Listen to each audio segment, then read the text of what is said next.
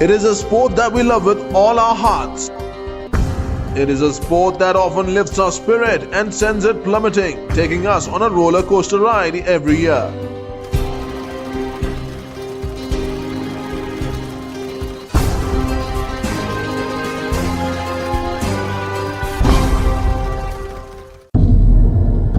As it is winding down, 2014 has shown that it has been no different, giving us the most striking but dreadful images of Australian batsman Phil Hughes being hit on his neck by a bouncer, buckling on his knees and falling face first on the Sydney Cricket Ground pitch during a Sheffield Shield match.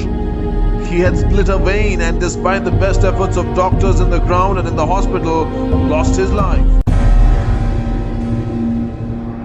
Hughes' death united the world of cricket. Pakistan and New Zealand abandoned a day's play in their test match in UAE. Cricketers celebrated, and unknown put their bats out in a spontaneous show of solidarity and prayer.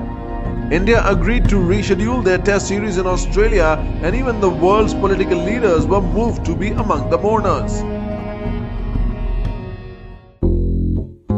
Australia remained the most entertaining test team, starting the year by completing a whitewash of England in the Ashes with a win in the final test at Sydney, beating South Africa 2-1 in a fantastic series in South Africa, and after being pummeled by Pakistan in the Middle East, threatening to impose a whitewash on India.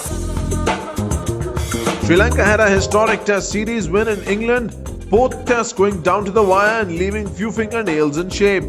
Learning to cope with the absence of a certain Sachin Tendulkar, India rose on Ajinkya Rahane's 100 and Ishant Sharma's best spell of fast bowling to secure a historic test win at Lord's.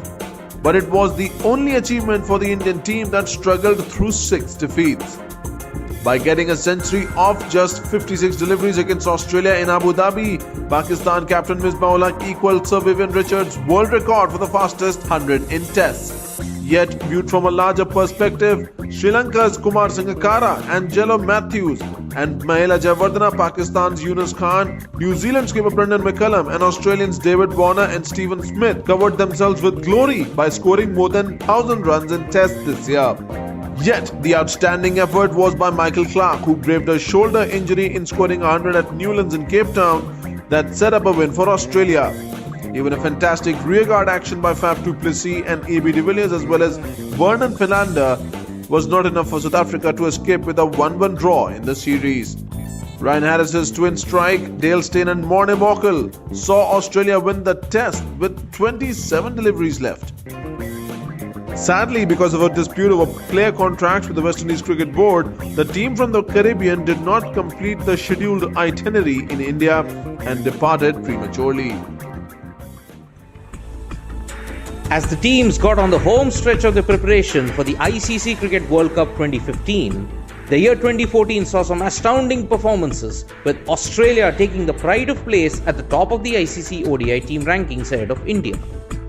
They beat South Africa 4-1 at home to showcase their readiness to win the World Crown at home. However, Australia were at the receiving end of the biggest upset of the year when they lost to Zimbabwe in a tri-series in Harare. The year opened with New Zealander Corey Anderson's world record 36-ball century against the West Indies in Queenstown and closed with India opener Rohit Sharma's world record 264 against Sri Lanka at the Eden Gardens. New Zealand were involved in some outstanding ODIs, including a tie with India and intense finishes with Pakistan. For someone who had made the ICC Cricket World Cup 2011 so memorable, Yuvraj Singh had a forgettable ICC World 2020 final in Mirpur when he could not seem to do anything right as Sri Lanka secured the title in a canter. One of the most important developments in 2014 has been the decision to crack down on bowlers with suspect action with a ruthlessness that was conspicuous by its absence for close to 2 decades.